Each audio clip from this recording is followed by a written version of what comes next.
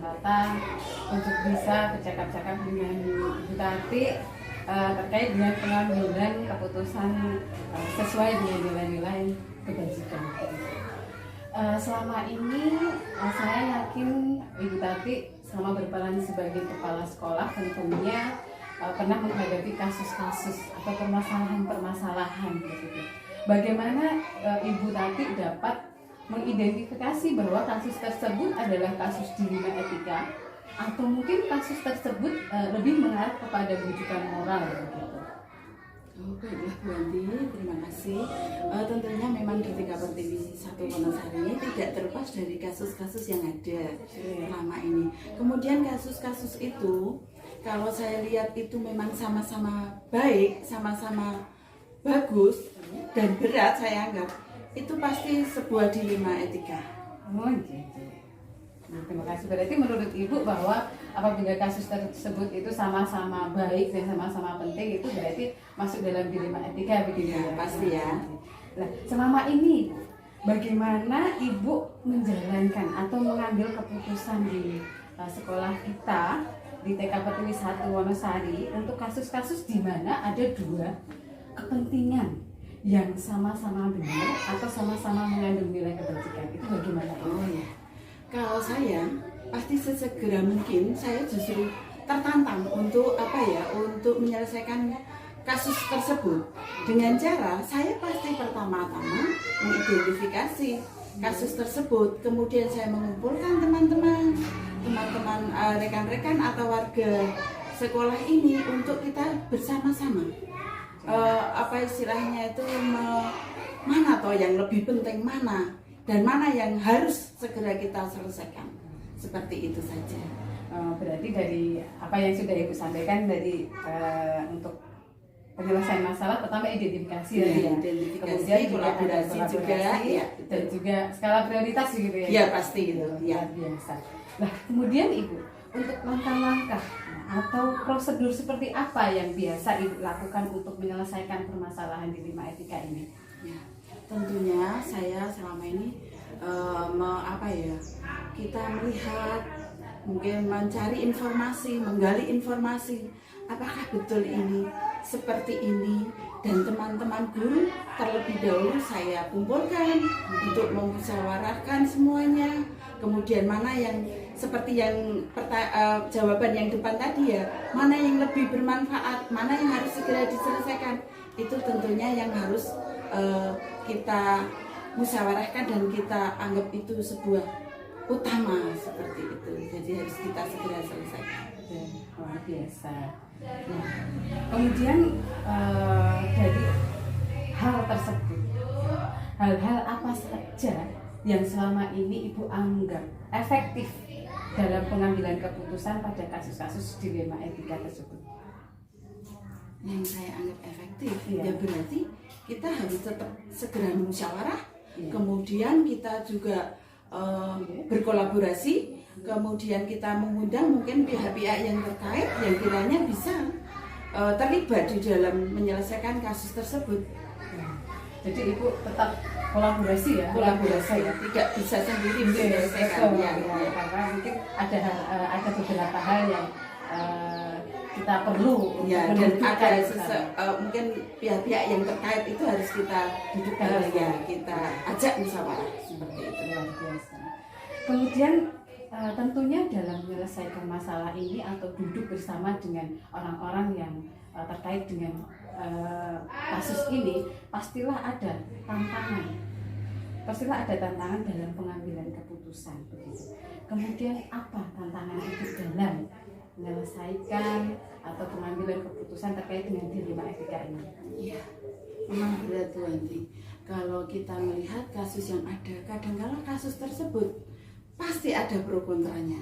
Jadi disitulah kita itu kadang-kadang harus mengambil, dan kita harus berani kalau memang itu sebuah kontra, ya kita harus berani mempertanggungjawabkan. Tapi pronya otomatis udah diterima ya sudah kita berhenti. Tapi kontranya itu ya kadang-kadang membuat kita ya memang harus betul-betul bijak menyelesaikan kasus itu. Jadi pasti pro dan kontra. Berarti untuk melawan pro dan kontra itu ya yang menjadi tantangan itu ya. Kemudian itu apakah itu ada jadwal-jadwal tersendiri untuk menyelesaikan kasus dilema tersebut, atau Anda langsung menyelesaikan di tempat atau memiliki jadwal begitu untuk penyelesaiannya? Mohon maaf, karena barangkali kalau yang lembaga kecil ya, dalam arti begini, karena PAUD itu kadang-kadang orang tua maunya cepat selesai. Nah di situ saya tidak akan kayaknya ada waktu khusus. Itu tidak, Bu. Jadi apa yang mereka sampaikan, mungkin kasus itu sesegera mungkin, dan kayaknya nggak bisa kalau terjadwal seperti itu. Jadi karena kadang jadi tidak akan saya tunda. Seperti itu, J. Kalau untuk TK barangkali, kalau untuk lembaga yang lebih mungkin SD SMP gitu barangkali ada jadwal untuk ketemu dengan guru BK dan lain-lain. Tapi kalau kami dari TK itu lembaga kecil yang seharusnya kita langsung bisa menyelesaikan masalah itu. Jadi lebih insidental gitu ya, kecuali memang agak berat, mungkin ada beberapa hari, tapi kalau tidak langsung kita selesaikan saat itu, kita menerima keluhan orang tua, dan itu kasus apa yang harus kita selesaikan dengan cepat, itu kita kalau bisa itu memang berusaha secepatnya. Luar biasa. Ya. Kemudian adakah seseorang atau faktor-faktor yang selama ini mempermudah atau membantu ibu dalam pengambilan keputusan terhadap kasus-kasus dilema etika? Pasti ada. Karena apa? Kalau kita kolaborasi kan otomatis orang-orang yang istilahnya yang terlibat itu pasti akan saya kumpulkan, dan itu yang menurut saya itu lebih efektif dan lebih cepat mempermudah penyelesaian masalah yang ada. Jadi kami pasti akan lari kepada orang-orang terkait, teman-teman sejawat, terus dia yang pertama kali saya kumpulkan itu teman-teman sejawat. Dari semua yang sudah Ibu sampaikan, kemudian adakah pembelajaran yang dapat dipetik pengalaman Amunda terkait dengan pengambilan keputusan dilema etika? Pembelajaran apa itu? Ya, kalau saya itu menurut saya setiap kasus atau sesuatu yang meresahkan itu pasti ada dalam hidup ini. Tidak hanya di sekolah ya, tapi dalam kehidupan kita itu selalu ada. Kemudian kasus atau masalah itu jangan kita lari dari kasus itu, tapi itu harus kita selesaikan secepatnya. Jadi seperti itu harus, dan kita harus berani dengan istilahnya menerima tantangan dengan kasus-kasus itu. Bagaimana kita menyelesaikan itu harus kita selesaikan cepatnya. Kemudian kedepannya memang kita harus lebih, apabila di sekolah itu ada kasus yang kita anggap banyak, kita anggap itu kok bertubi-tubi ada kasus, kita harus cari manfaatnya, kita harus menyelesaikan, dan mana yang prioritas itu harus kita tahu. Oh, beberapa kasus ini biasa aja lah, tapi kita harus tahu, harus yang pertama itu kita prioritaskan itu yang kira-kira kasus yang betul-betul melibatkan kita semua dan harus segera kita selesaikan, ya harus selesaikan saat itu. Itu saja. Luar biasa sekali. Ini saya berbincang dengan Ibu Tati. Jadi banyak pengalaman yang bisa kita ambil terkait dengan bagaimana kita tidak menunda masalah, begitu ya Bunda. Pasti itu. Terima kasih sekali untuk waktu hari ini.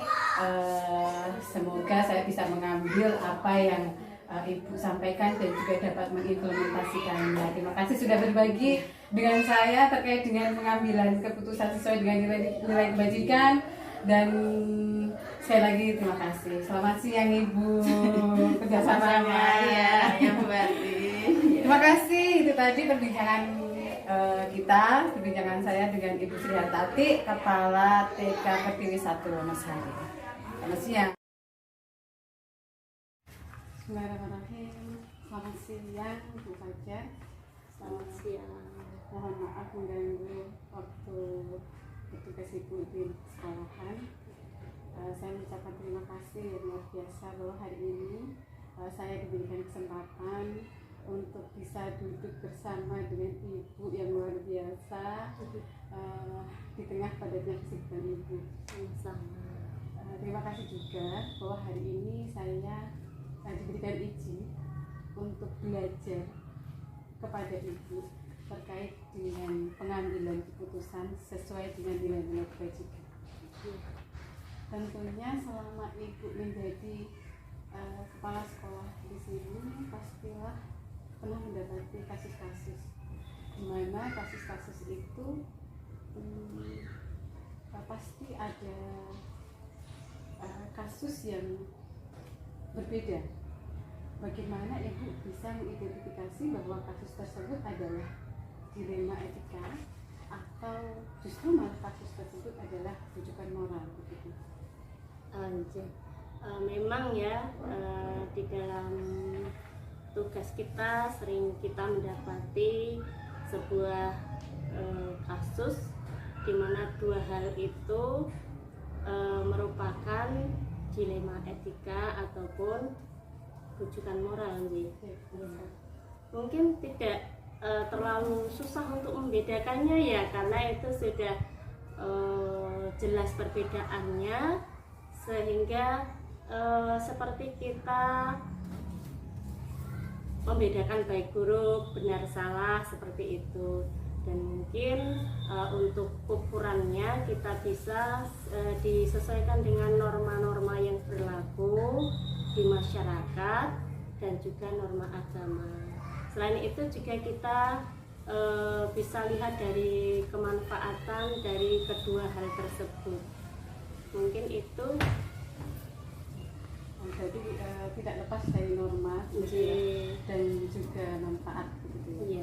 iya. Kemudian untuk menjalankan untuk pengambilan keputusan itu terkait dengan kasus-kasus yang tadi ibu anggap itu mungkin suatu dilema atau mungkin itu adalah rujukan moral yang sudah pasti itu ada salah dan benar begitu, itu bagaimana itu untuk pengambilan keputusan di sekolah Anda yang mungkin di mana kasus tersebut sama-sama pentingnya gitu, memiliki kepentingan yang sama-sama benar atau sama-sama mengandung nilai kebajikan gitu. Untuk pertama mungkin perlu kita identifikasi dulu itu apakah termasuk rujukan moral ataukah dilema etika. Nah, setelah kita tahu bahwa itu ternyata termasuk dilema etika, kedua-duanya sama-sama pentingnya, sama-sama baiknya, sama-sama benarnya, tetapi kita harus memilih salah satu di antaranya, itu memang sering membuat kita bingung ya. Yang namanya saja juga dilema. Itu yang pertama. Mungkin saya akan mengumpulkan teman-teman satu sekolah dulu, kemudian di situ saya akan minta pendapat dari mereka semuanya tentang dua hal tersebut dari sisi positif atau negatifnya. Dan setelah kita mendapatkan informasi tentang baik buruknya, positif dan negatifnya, kemudian kita lakukan diskusi dengan teman-teman. Setelah itu dari diskusi tersebut biasanya bisa kita ambil keputusan secara bersama-sama. Jadi kita utamakan untuk musyawarah dulu, seperti itu. Luar biasa. Jadi tetap kolaborasi gitu ya. Iya. Pihak-pihak terkait warga gitu, satu sekolah. Warga sekolah. Luar biasa. Kemudian adakah langkah-langkah atau prosedur apa yang seperti apa yang biasa Ibu lakukan selama ini? Prosedurnya seperti tadi kalau prosedurnya itu kita melaksanakan semacam briefing, kemudian di dalam briefing itu ada ada pengumpulan informasi, yang kedua, kemudian yang ketiga dilakukan diskusi, yang terakhir adalah pengambilan keputusan. Selama ini apakah hal-hal yang sudah dilaksanakan itu apakah sudah dianggap efektif dalam pengambilan keputusan pada kasus-kasus di rumah kita? Iya, selama ini alhamdulillah saya anggap efektif, karena dari masukan teman-teman itu biasanya juga saya mendapatkan informasi yang sebelumnya saya belum tahu. Jadi ternyata begitu. Jadi misalkan seandainya sebelum bertemu dengan teman-teman, mungkin saya itu punya suatu pendapat itu bisa saja berubah setelah mendapatkan informasi dari teman-teman, masukan dari teman-teman seperti itu. Ya, terima kasih. Kemudian dalam mengatasi kasus-kasus tersebut, Ibu, apakah ada tantangan? Ya, pasti ada, Bu. Ya. Tantangan itu pasti ada. Iya. Nah, itu apa saja Ibu yang menjadi tantangan dalam pengambilan keputusan pada kasus-kasus di rumah etika? Iya. Atau mungkin lebih pasnya kesulitan gitu ya, kesulitan saya dalam mengambil keputusan itu biasanya kita karena di sini ini ber-15 itu setiap orang juga mempunyai karakter yang sendiri-sendiri, itu kadangkala sangat susah sekali bagi saya untuk menyatukan persepsi, kemudian mengambil keputusan dari bermacam-macam masukan yang tentunya berbeda-beda. Belum lagi karakter mereka yang berbeda-beda pula, seperti ada yang memberikan masukan tetapi terlalu terlalu ingin masukannya itu dipakai, diterima. Ada yang tidak mau berpendapat sama sekali, itu. Jadi selama berdiskusi itu selalu saya motivasi untuk semua agar mau dan mampu mengungkapkan pendapatnya. Jadi saya agar bisa tahu pendapat dari semuanya. Jadi tidak hanya 1-2 orang saja yang memberi masukan. Ya. Kemudian untuk dalam penyelesaian kasus tersebut, adakah jadwal tertentu dalam penyelesaian kasus-kasus tersebut, atau langsung mungkin diselesaikan di tempat, atau mungkin memiliki sebuah jadwal untuk penyelesaiannya, baik itu dalam bentuk prosedur seperti apa yang Ibu jalankan selama ini? Oh iya, kalau jadwal itu mungkin tergantung dari masalah apa yang ingin diselesaikan. Misalkan masalah yang berkaitan dengan program sekolah, itu tentunya juga sudah ada jadwalnya, sehingga kita di dalam menyelesaikan dilema etika tersebut juga sesuai dengan jadwal yang sudah direncanakan sebelumnya. Tetapi ada juga kalanya kita mendapati kasus-kasus yang insidental yang dimana kita tidak sempat menjadwalkannya. Jadi harus kita selesaikan waktu itu juga, kadang-kadang seperti itu. Nah, kemudian dari hal tersebut, faktor apa saja Ibu yang sekiranya dapat mendukung Ibu untuk mempermudah, membantu Ibu dalam pengambilan keputusan terhadap kasus-kasus di dunia etika?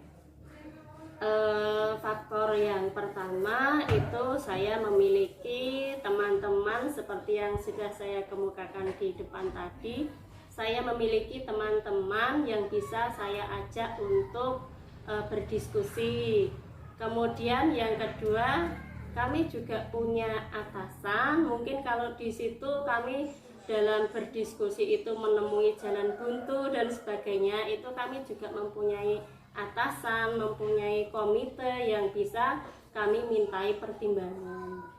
Berarti tetap kolaborasi, Iya. melibatkan banyak pihak gitu ya. Iya. Luar biasa. Nah, dari semua yang telah disampaikan Ibu, pembelajaran apa yang dapat Ibu petik dari pengalaman Ibu terkait dengan penyelesaian masalah itu?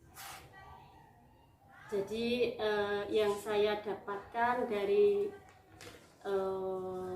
kasus semacam ini adalah saya tidak sendirian dan saya mempunyai banyak pihak untuk dimintai kerjasama dalam menyelesaikan suatu masalah.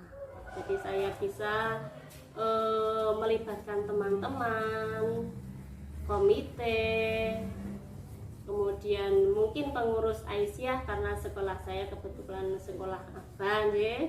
Dan ada kalanya juga kita membutuhkan bantuan wali murid juga. Jadi dalam pengambilan keputusan ini, apabila saya merasa bingung,